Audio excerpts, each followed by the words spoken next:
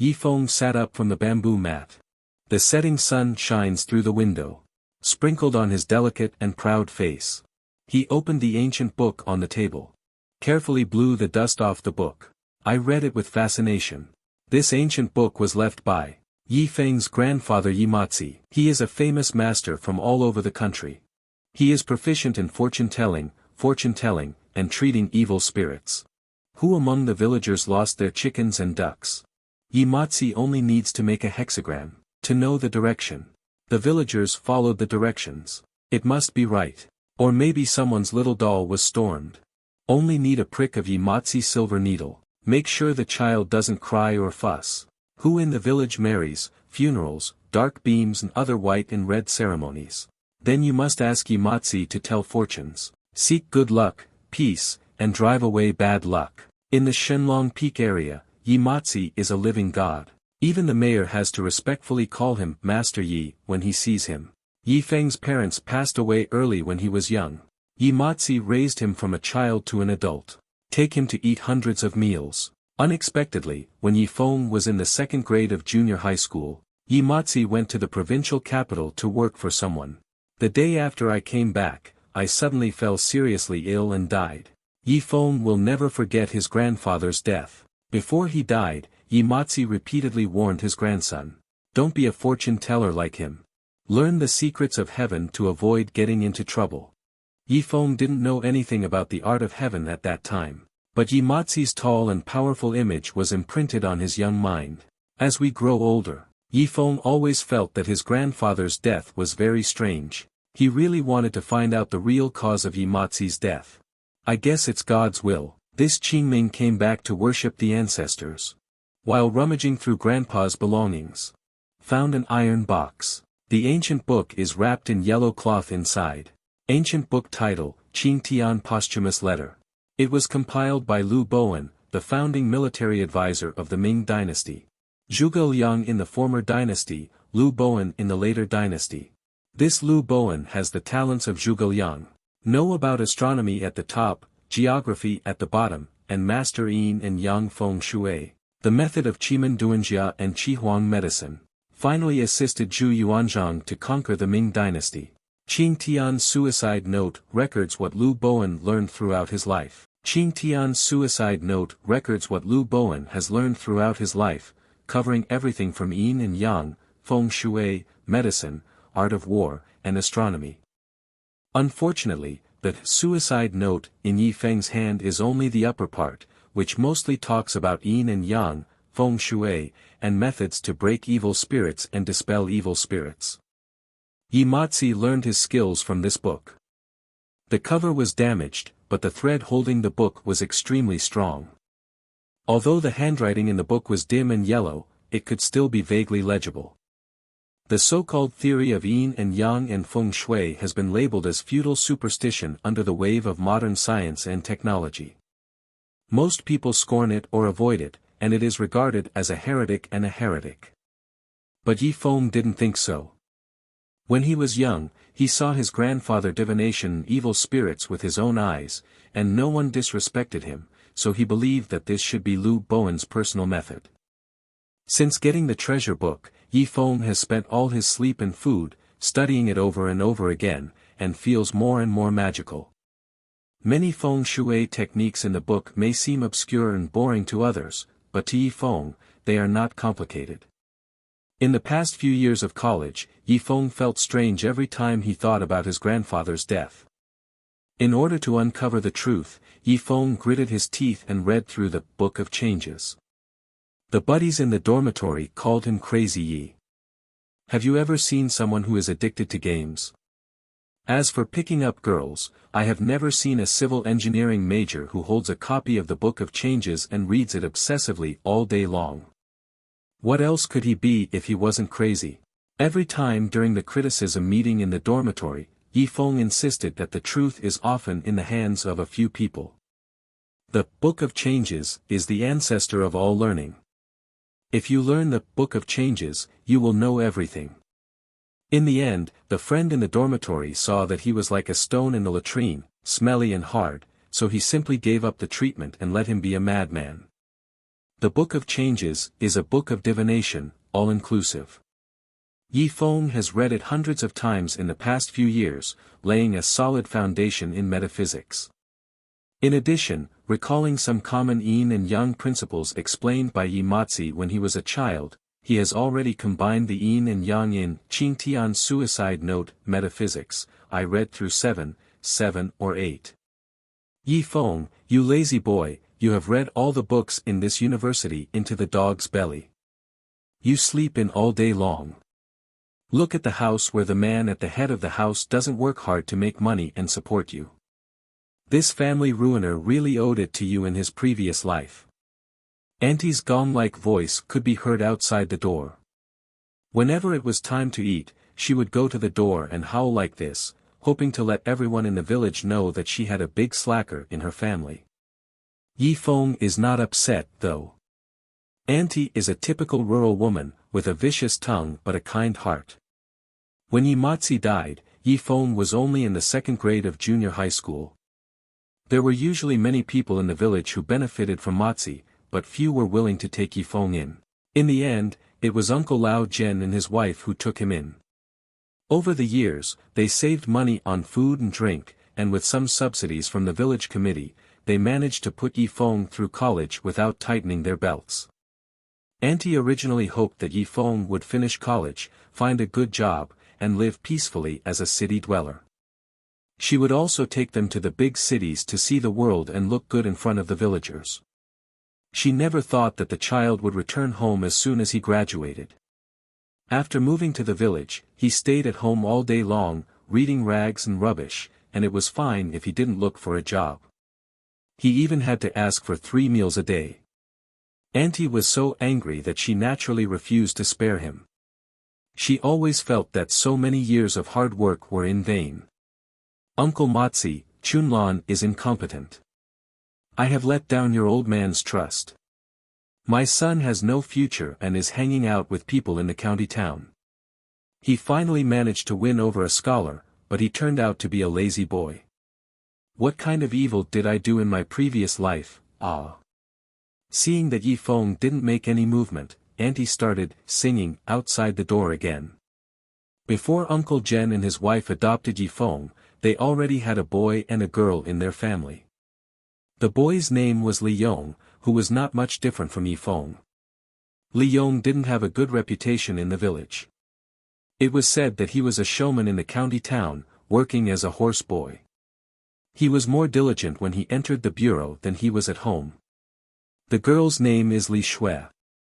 She is a freshman this year.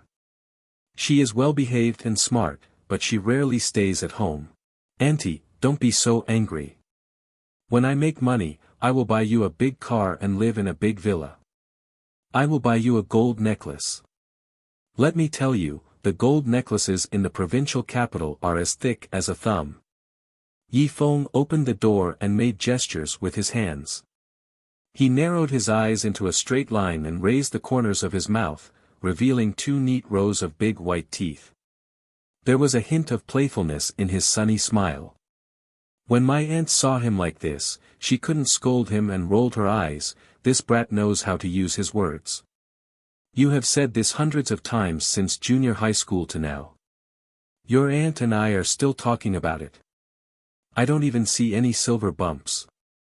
I think I'll be mad at you sooner or later, and I'm afraid I won't be able to enjoy this blessing. Yi Feng looked his aunt up and down, and said with a smile, Aunt, you have the heart of a bodhisattva. You are destined to be blessed in middle age, rich and noble, and live a long life. Just wait. In less than 3 years, I will definitely give it to your aunt. Buy a big house in the provincial capital and take it back and forth with a BMW. Yi Feng is not just bragging. Auntie has a mole on her mouth, a long and slender eyebrow, a round and slightly fat face with a chin that is as big as the sky, a long and slender nose, and eyebrows that are 28 inches apart. This is a sign of wealth, and she will have more money in her later years. Wealth. I'll be satisfied if you give me a BMW to pick you up and buy me a mule to pull the fertilizer. Auntie was amused by him and laughed, but she thought in her heart that this kid had such an idea, and she was already satisfied. When he arrived at the kitchen house, his aunt reheated the paella for him, and sprinkled a lot of chili peppers and chopped green onions. Suddenly, the crystal-clear vermicelli in the oil soup was filled with fragrance, making people's mouth water, and Yi Feng couldn't care less. Hot, gobbled it up, and ate it all. Eat slowly, there are still some in the pot. These are homemade purple sweet potato vermicelli. There are plenty of them. Auntie looked at him lovingly and gave him another bowl. Aunt, where is my Uncle Jen? Yi Feng asked. I went to Wang Lizi's house in the next village. His mother is sick. Auntie said. Uncle Lao Jen is the barefoot doctor in the village. The village is 70 to 80 miles away from the health center in the town, and the mountain roads are rugged. It is very inconvenient to see a doctor within 10 miles, so I usually refer to Uncle Jen. Fengzi, you said you managed to finish college with great difficulty. Auntie doesn't really expect to be honored by you. It's just that you can't go to college in vain, and it's not a problem if you stay at home. Auntie sighed worriedly. The tone said. Yi Feng put down the bowl, lowered his head and thought silently. It's not that Auntie doesn't think you have too many pairs of chopsticks, it's just that I'm afraid that I'll let you down as a talented person. You're still a college student after all. Auntie, I know that if it weren't for you and Uncle Jen, would have become an unwanted child and a starving ghost on the roadside. Auntie, don't worry, I will return to the provincial capital one day, and I will be glorious. I'll take you there to retire. Yi Feng's eyes were slightly red, with a hint of stubbornness and strength. He put down the bowl and returned to his hut. Before it got dark, he opened the old Qing Tian suicide note again.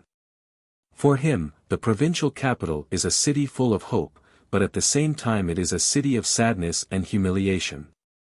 He would never forget the painful scene of separation from Yakin. Bai Yakin is the rich and powerful eldest daughter of the Bai family in the provincial capital, but she is just a poor boy from a mountain village. He closed his eyes, and every moment he spent with Yakin was replayed in his mind like a movie. She nestled in her arms, and the two made romantic and innocent wishes to the starry sky. I hope Yi Feng can always be by my side and be my lifelong follower. He will follow me wherever I go. Yakin, I will. No matter where you are, I will hold your hand until the end of the world. When he was in school, everyone said that Yi Feng was a toad who got lucky and ate swan meat. Bai Yakin ignored the opinions of others and stayed with Yi Feng for 4 years. However, the reality is cruel. As soon as she graduated from college, Bai Yakin was forced by her family to study abroad. On the last night, before Yi Feng could go to the airport to see her for the last time, Bai Yakin's brother Bai Chauga blocked him outside the airport, and a group of people beat him half to death. Yi Feng will never forget that Bai Chauga pointed at him with his face covered in blood and shouted, "You are just a toad that jumped out of the countryside. What qualifications do you have to date my sister? Yakin is a star in the sky, and you are just a puddle. It's just stinking water that can't even be seen in the stars. At least I, Bai Chauga, will never allow my sister to marry a poor country bumpkin like you." Yi Feng didn't resist at that time. He knew what Bai Chauga said was reasonable. Bai Yakin was the apple of the Bai family's eye. She could eat with him in the cafeteria every day at school, but in society, could he bear to let her suffer? What can I do to bear this heavy love? 10 years to the east of the river and 10 years to the west of the river, the dragon will always ascend to heaven. Bai Chauga, one day I will let you willingly send Yakin to me. Yi Feng gritted his teeth and expressed his determination. 10 years, you can dream. If you dare to show up in the provincial capital in 3 years, I will beat you every time. After 3 years, you have really grown up. I, Bai Chauga, will personally wait for you at the Bai mansion. Yi Feng didn't know that Yakin had been waiting for him at the airport all night that day. Faced with the forced marriage at home, studying abroad for 3 years was the last resort. 3 years was the last and only choice she gave to herself and Yi Feng. Bet. Yakin, wait for me. Within 3 years, I will become a flying dragon, famous in the provincial capital, and marry you from the Bai family. Yi Feng came back to his senses, tears were streaming down his face, and he wiped away his tears. Gritting his teeth, he began to recite the Qigong technique in the Qingtian suicide note again. Yi Feng knew very well that he had received a unique book. The Qingtian suicide note was a gift from Long Fei Jiutian. He believed that as long as he learned the yin and yang feng shui techniques in it, he would be able to become a person respected by everyone like his grandfather. Living immortal, Bai Chaoga will definitely hand Yakin into his hands when the time comes. It was getting dark, and his aunt knew that he loved reading, so she specially installed a desk lamp for him on the bedside. Yi Feng read the book tirelessly, and the yard was filled with the clucking of his aunt's chickens and ducks. Boom! There was a rapid banging on the courtyard door. The aunt opened the door and saw Li Daniu and Mei Zi from the village standing anxiously outside the courtyard gate with their children in their arms. The children in their arms were blue and purple, with white foam overflowing from their pale mouth. The little body wrapped in the quilt kept squirting. Twitching. Ouch, what's wrong with this baby? Come on, come to the house. It was a cold spring, and the couple was holding their child. When it got dark, it was already more than March, and the wind in the mountains was still as sharp as a knife. The couple was shivering from the cold. Daniu, what's wrong with the child? Auntie asked the couple to the fire pit in the stove house, letting them light the fire to warm themselves.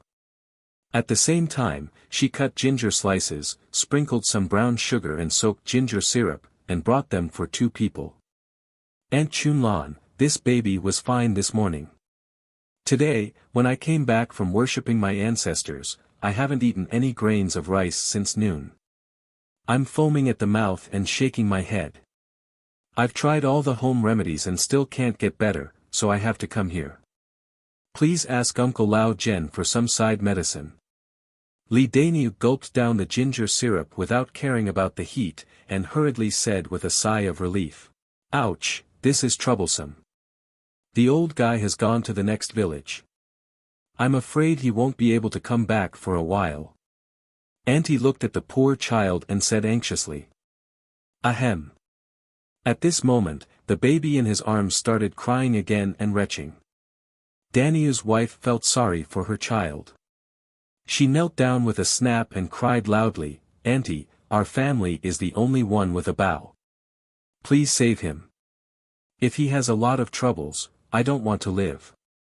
Oh, my poor child. Auntie saw it with her eyes and was anxious in her heart, but she didn't understand medicine, so she cried anxiously when she saw the child suffering. When Yi Feng heard the crying in the yard, he couldn't read any more, so he simply walked over and said hello to Daniu and his wife. Brother Daniu, can you let me look after the child? Everyone from all over the country knew that Yi Feng was a college student and Yi Mazi's grandson. They immediately took a bow over carefully as if they had seen a savior. A Bao is 3 years old this year. He is usually well-behaved and lively. He can eat 2 large steamed buns in one meal and his body is very tight. How could he suddenly become so ill? Take another look at this child, who has a long, slender and deeply concave figure and dangling beads on his ears. He doesn't look like he died young or had a bad fate. Brother Daniu, did Bao eat something poisonous? Yi Feng asked with a frown. No, I just drank a bowl of corn porridge and a boiled egg in the morning. From noon to now, I haven't touched any water or rice. Dan Nyo was so anxious that he almost shed tears. If this takes until Uncle Jen comes back, he will probably die. None. Yi Feng opened Bao's eyelids and took a look. His eyes were dim and lifeless, and the whites of his eyes were covered with small black dots that looked like sesame seeds. When he saw him, his whole body was twitching and he was foaming at the mouth. It seemed a bit like what was said in the suicide note. Look back. Qingtian's suicide note, Feng Shui Breaking Evil chapter says, Si Dongsang has been in the house for less than 7 days, and the house is 7 inches southeast. There are dark spots. Dong Sang, also known as Eastern mourning, refers to the burial of newly deceased people who have not passed the 7th day of their life. If the grave is 7 inches to the southeast, the cemetery will produce a very strong evil spirit. If menstruating women and young children bump into this, if you plant a grave head, you will be easily attacked by evil spirits. Symptoms of being hit by evil spirits include difficulty breathing in the throat, foaming at the mouth, and black spots on the eyeballs. It was the Qingming festival in March, and Li Daniu and his wife took their children to the mountain to worship their ancestors and ask their ancestors to protect their descendants from prosperity. Unexpectedly, they bumped into this evil spirit and caused trouble. Yi Feng realizes that this is the time for him to show off his talents. Whether Qing Tian's suicide note is a strange book or a joke is the time to verify. Thinking of this, it was like a fire was igniting in his heart, and he was so nervous that he almost jumped out of his chest. He took a deep breath and tried to recall the solution in the book. Lu Bowen, there are 5 categories of feng shui: breaking evil spirits, increasing blessings, improving luck, reversing the dragon, and adhering to the sky. The simplest one is to resolve evil spirits and increase blessings. This is a commonly used method for a home, while improving luck is based on the pros and cons of feng shui, which can increase the fortune. It can reduce a person's luck and luck. If he can tap into the dragon vein treasure cave, he can turn a beggar into a prince. The last kind of shuntian is used exclusively in the court to protect the peace of a country and the emperor. If the emperor of the Zhou family had not had the intention to kill Lu Bowen, his method of controlling the public might be used to protect the Zhou family by using the method of shuntian. Forever. Breaking evil spirits is an introductory skill to feng shui. Feng shui nourishes people but also kills people. If a feng shui master doesn't know how to break evil spirits, he or she will not be able to protect himself. It is not difficult to break the back-turning evil spirit. The turning back evil spirit is a very common evil spirit in rural areas. Generally, the elderly in the village know how to avoid it. However, Li Daniu and his wife are young after all and do not understand the inner ways, so they encountered this evil. Evil. The method to break Dong Sang is to wrap the belly button with black medicine, smoke the body with mugwort for half an hour, and supplement it with rootless water and grave dragon decoction, taking half a bowl of water. It can also be solved. Black medicine is stove ashes. In yin and yang metaphysics, Stove Lord is the main god of anger in the world. He governs fire and life. Mugwort can enter the spleen, lung and kidney meridians. It regulates qi and blood, warms the meridians, drives away cold, and cures vomiting. Both of these can dispel wind and avoid evil spirits. Rootless water is water that falls from the sky and does not touch the ground. This water is pure and not polluted by the turbid air in the world. It is best found in green bamboo. The grave dragon is an earthworm, also known as the earth dragon. Earthworms like to live in the cold and eat evil spirits. They can reach the underworld and are often used in traditional Chinese medicine. There is black medicine at the bottom of this pot right now. Rootless water has rained in the mountains a few days ago, and there must be a lot of bamboo forests in the back mountain. Uncle Mugwort Lao Zhen is often used for acupuncture and is always available at home, but this grave dragon requires some effort. While Yi Feng was thinking about it, Abeo suddenly couldn't breathe. He almost lost his breath, and his eyes turned white. The frightened couple was at a loss and just wiped away tears.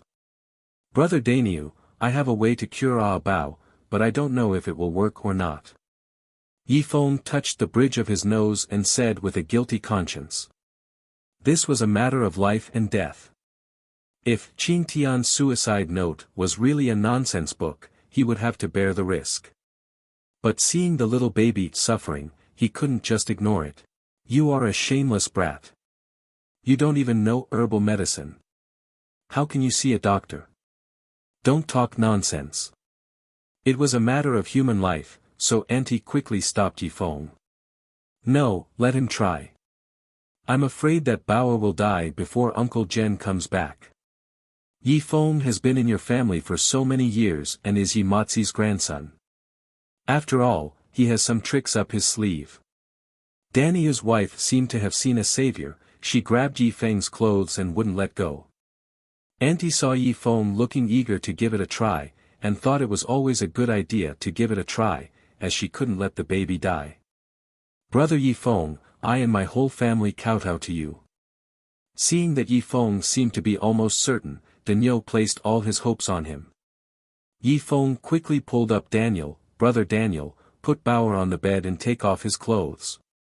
Daniel quickly carried the child to the bed, unbuttoned his clothes, and exposed his belly button. Yi Feng used a shovel to scrape some stove ash from the bottom of the pot, and carefully applied it to Bauer's navel. He then asked his aunt to take a handful of mugwort and light it in the room. Aunt thought that stove ashes and mugwort would not kill anyone, so she let him go. Stove ashes have the effect of expelling evil spirits and dispelling cold. As mugwort smokes the body and the 3 meridians are cleared, the evil cold is forced to retreat. A thick layer of sweat oozes from Bauer's forehead, and his originally cold body also feels warm, and his mouth he no longer foamed, but his eyes were dull, as if he had lost his soul. He opened his eyes but could not scream. After waiting for a cup of tea, Bauer's coldness gradually subsided.